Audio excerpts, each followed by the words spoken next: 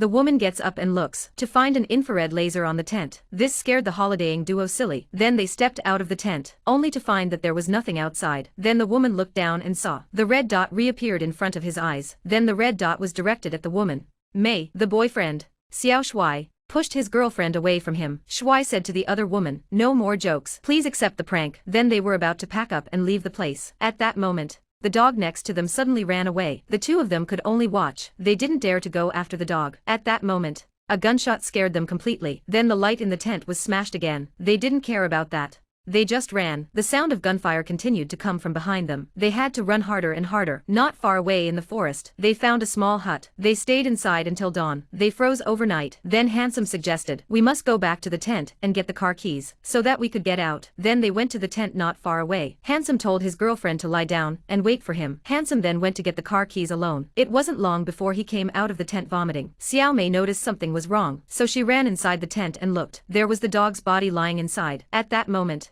Xiao Mei was very sad because it was her dog of 7 years. After calming Xiao Mei down, Xiao Shuai fought back his nausea and searched for the key down there. What was waiting for him down there was a trap. Looks like the killer was ready. Hearing the sound, Xiao Mei rushed in immediately. She took Shuai's hand out of it. He then wrapped it with a wooden board. Then the two of them prepared to flee to safety. But it wasn't long before they set off. Xiao Mei found a man in front of her. With a gunshot, the two men fell straight to the ground and took cover. And the killer kept pulling the trigger. Luckily, Marshall found the loophole at that moment. The killer didn't fire a single shot. The second shot would be 10 seconds apart. That means he's changing ammunition in those 10 seconds. This was the only chance to escape. By the time the killer's shot rings out, the two of them get up and run like hell. It didn't take long for Shuai to get hit, and Xiao Mei was so focused on running away, she didn't notice that her boyfriend had been shot down. Then Xiao Shuai forced himself to get up. He ran for his life in front of him. Here Mei found her boyfriend missing. The river of ice cracked beneath her feet. Xiao Shuai heard his girlfriend's voice and rushed over. Xiao Mei shouted to Xiao Shuai not to come in, but it was already too late. Xiao Mei ignored the biting cold water. She plunged headfirst into the water. In the end,